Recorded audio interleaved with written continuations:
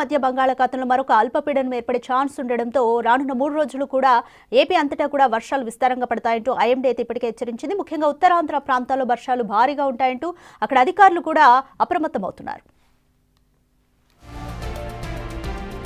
రాష్ట్రంలో వర్షాలు దంచి కొడుతున్నాయి. నిన్న సిద్దిపేట జిల్లాలోని గౌరారంలో రికార్డు స్థాయిలో 23.6 సెంటీమీటర్ల వర్షపాతం నమోదైంది.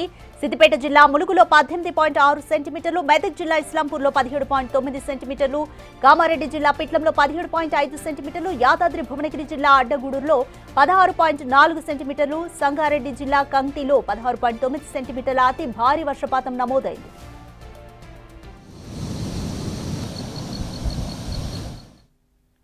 మోర్ డీటెయిల్స్ మా ప్రతినిధి అంజుమా అందిస్తారు.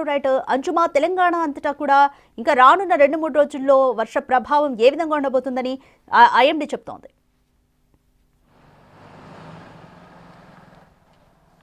గత కొన్ని రోజులుగా తెలంగాణ రాష్ట్ర వ్యాప్తంగా వర్షాలు దంచి కొడుతున్నాయి. ఇటు హైదరాబాద్ తో పాటు అన్ని జిల్లాలలో కూడా మనకు భారీ వర్షాలు అయితే కురుస్తున్నాయి. ఇక నిన్న సాయంకాలం నుంచి ఇప్పటి వరకు చూసుకున్నట్లయితే కూడా తెలంగాణ రాష్ట్ర వ్యాప్తంగా మనకి రికార్డు స్థాయిలో వర్షపాతం నమోదయ్యింది అని చెప్పుకోవచ్చు. ఇటు మనకి సిద్దిపేటలో 23 సెంటీమీటర్ల భారీ వర్షపాతం అయితే నమోదయ్యింది. ఇక మరో 29 ప్రాంతాలలో కూడా మనకు అత్యధికంగా వర్షపాతం కూడా నమోదవడం జరిగింది. ఈ రోజు రేపు ఎల్లుండి తెలంగాణ రాష్ట్ర వ్యాప్తంగా భారీ నుంచి అతి భారీ నుంచి అత్యంత భారీ వర్షాలు కురిసే అవకాశం ఉన్నట్లుగా కూడా వాతావరణ శాఖ హెచ్చరికలు జారీ చేసింది. ఈ నేపథ్యంలోనే ఈ రోజు పలు జిల్లాలకైతే రెడ్ అలర్ట్ ని జారీ చేయడం జరిగింది.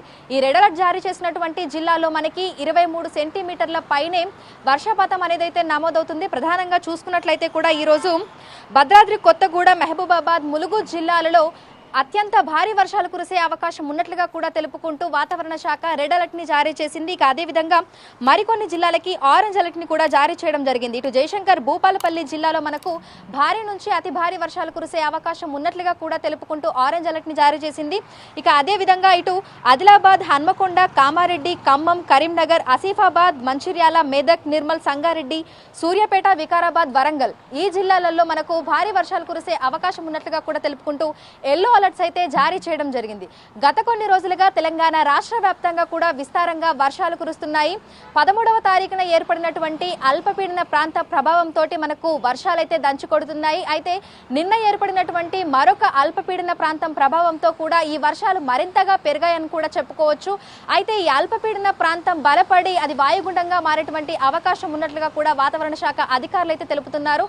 అయితే వాయుగుండంగా మారి తీరం దాటితే ఆ ప్రభావం తెలంగాణ రాష్ట్రం మీద ఉండకపోవచ్చు అని కూడా తెలుపుతున్నారు.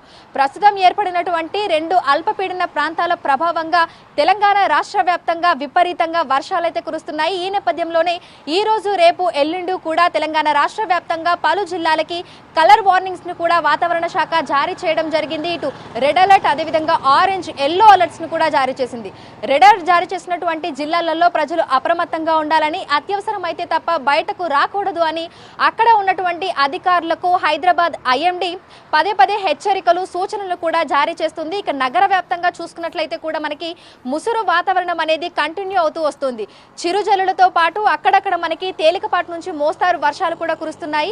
ఇక నిన్నటి నుంచి ఇప్పటి వరకు చూసుకుంటే జిహెచ్ఎంసీ పరిధిలో కూడా మనకి దాదాపు 2 సెంటీమీటర్ల నుంచి 3 సెంటీమీటర్ల వరకు కూడా వర్షపాతం అనేది అయితే నమోదయ్యింది. మరో 2-3 రోజుల పాటు కూడా తెలంగాణ రాష్ట్ర వ్యాప్తంగా ఇదే విధమైనటువంటి వాతావరణ పరిస్థితులు ఉండే అవకాశం ఉన్నట్లుగా కూడా తెలుస్తోంది. Thank you అంజుమా.